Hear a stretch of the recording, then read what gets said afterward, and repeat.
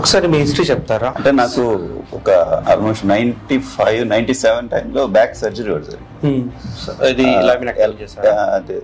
అప్పుడు అది ఎలాంటి సర్జరీ అనేది నాకు తెలియదు. But open surgery L1 L2 disc bulge. ఆ తర్వాత నుంచి నేను ఫిజికల్ గా యాక్టివ్ గానే ఉంటాను, బ్యాడ్మింటన్ అది ఆడతాను, రెగ్యులర్ ఎక్సర్సైజ్. సర్జరీ ఎప్పుడు? విజయవాడ 97 లో. ఆల్మోస్ట్ ఇప్పుడు 25 ఇయర్స్ దాటిపోయింది. ఆ తర్వాత 27 years almost 28 years back recovery ఈజీగానే అయిపోయింది. అప్పుడు ఎలా ఉండేది సైడ్ ఈ టైప్ సేమ్ ఇదే టైప్ లో సయాటికా టైప్ వచ్చేదండి. ఇట్లా బాడీ కూడా ఈ టైప్ ఇట్లా బెండ్ అయిపోయాను. బెండ్ అయిపోయి అసలు ఇప్పుడు ఇలా కూర్చోగలిగేవాడిని కాదు అసలు. అప్పుడు ఎంఆర్ఐ తీసి డిస్క్ బల్జ్ సర్జరీ అన్నారు. అంటే అప్పుడు నాకు ఈ ప్రొసీజర్స్ ఇవన్నీ తెలియదు అప్పట్లో. అంటే 25 ఇయర్స్ బ్యాక్ కదా, మనకి అంత అవేర్నెస్ లేదు. I would have tried this first actually. అప్పుడు అంతా ఇంత అడ్వాన్స్ థెరపటికల్ అప్రోచెస్ కూడా తెలియదు. సో అక్కడ ఒక న్యూరో సర్జన్ ఆయన సర్జరీ సజెస్ట్ చేశారు. సర్జరీ చేయించిన తర్వాత అరౌండ్ 20 days తర్వాత నుంచి I recovered slowly. Since then నాకు యాక్టివ్ లైఫ్ బాగుంది. ఓకే, ఎప్పుడు పెయిన్స్ ఏం రాలేదు. జనరల్ అప్పుడప్పుడు స్ట్రెస్ వల్ల బ్యాక్ పెయిన్ తప్పించి ఎప్పుడు రాలేదు. బట్ ఈ మధ్య 3 months నుంచి ఈ sciatica type of pain right side start అయింది. రైట్ సైడ్ అంతకుముందు లెఫ్ట్ ఉండేది. ఆ సర్జరీ అది చేసిన తర్వాత అది రికవర్ అయినా కానీ, బట్ ఈ మధ్య కాలంలోనే ఇది స్టార్ట్ అయింది. ఐ ట్రైడ్ సమ్ ఏదైనా ఫిజియో, ఇది కూడా మామూలు ఫిజియో కూడా వెళ్ళొచ్చాను. బట్ అక్కడే నాకు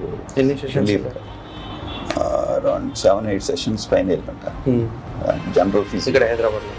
బట్ నాకు రిలీఫ్ పెద్దగా అనిపించలేదు. Then I came across your site.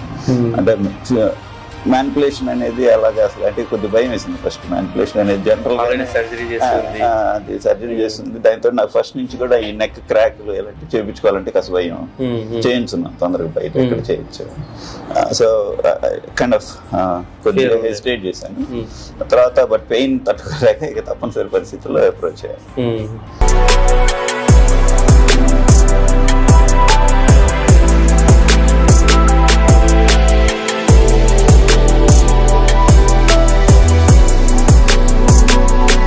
So ఎన్ని సెషన్స్ కంప్లీట్ అయినాయి? ఇది 5th సెషన్ అండి. ఓకే. సో ఎలా ముందు ఎలా ఉండేది, ఇప్పుడు ఎలా? వచ్చినప్పుడు బాగా ఈ సయాటికా రైట్ సైడ్ బాగా లాగేది. ఆల్మోస్ట్ ఈ ఇక్కడ వరకు కాఫ్ వరకు పుల్లింగ్. బిలో యాంకిల్ లేదా? బిలో యాంకిల్ లేదు, ఇంతవరకు ఉండేది. నిలబడాలన్నా కొద్దిగా ఇబ్బందిగా ఉండేది. ఎంతసేపటికి పెయిన్ వచ్చేస్తుండే? అది ఆన్ అండ్ ఆఫ్ ఉంటుంది. ఒక్కొక్కసారి అట్లా నుంచోగానే తక్కువ పట్టేసినట్టు ఉంటుంది, ఇంకా అసలు కదలలేని పరిస్థితి.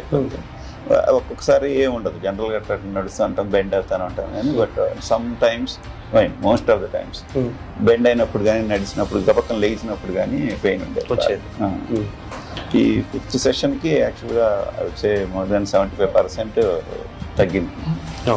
స్టిల్ ఇట్స్ దేర్, కొద్దిగా లైట్ పించింగ్ పెయిన్ ఇక్కడ బటక్స్ వరకే ఉంటుంది ప్రస్తుతం రైట్ సైడ్. ఈ కూర్చున్నప్పుడు కొద్దిగా ఇక్కడ దాని అంటాం ప్రెషర్ పడినట్టు నెర్వ్ మీద అనిపిస్తుంది. ఆ రెండు తప్పించి చాలా వరకు రిమైనింగ్ రిఫరల్ ప్యాటర్న్ పెయిన్ తగ్గింది. ఇప్పుడు వంగడంలో అంత ప్రాబ్లం ఏం లేదు. వంగడంలో కానీ అంటే స్ట్రెచింగ్ చేస్తాను చెప్పని ఎక్సర్సైజ్ అయ్యి చేసిన తర్వాత కానీ చేసేటప్పుడు కానీ. యాక్చువల్గా నాకు పెయిన్ వచ్చినప్పుడు ఎక్స్ట్రా సెట్టింగ్ అవుట్ చేస్తున్నాను ఆ టైంలో. మళ్ళీ పెయిన్ ఎక్సర్సైజ్ మళ్ళీ ఇంకోసారి స్ట్రెచ్ అది చేస్తున్నాను ఎక్సర్సైజ్. అప్పుడు యాక్చువల్ ఇంకా కాస్త తగ్గుతుంది. ఇంకా చేసిన తర్వాత ఎక్సర్సైజ్ తగ్గుతుంది. Okay, good. ఎంత టైం పడుతుంది ఎక్సర్సైజ్ చేయడానికి? Around 20-25 minutes. Good. Good. Say like around 80%, 75 to 80% of pain is gone now. Okay. అప్పుడప్పుడు పించింగ్ పెయిన్ అనిపిస్తుంది, బట్ ఎక్సర్సైజ్ చేస్తా ఉంటే కొద్ది తగ్గుతా ఉంటుంది. ఎప్పుడు రెస్పాండ్ అవ్వడం మొదలైంది బాడీ? ఏ సెషన్ నుంచి? సెకండ్ థర్డ్ సెషన్ నుంచే I was doing fine. Okay, respond అవ్వడం మొదలైంది. సో హోప్ విత్ మనం ప్లాన్ ఏదైతే చేసినాం 10 సెషన్స్ దాంట్లో రెస్పాండ్ అవుతాం. ఓకే, సో వర్కౌట్ ప్రాపర్గా చేయండి. చేస్తున్నాను.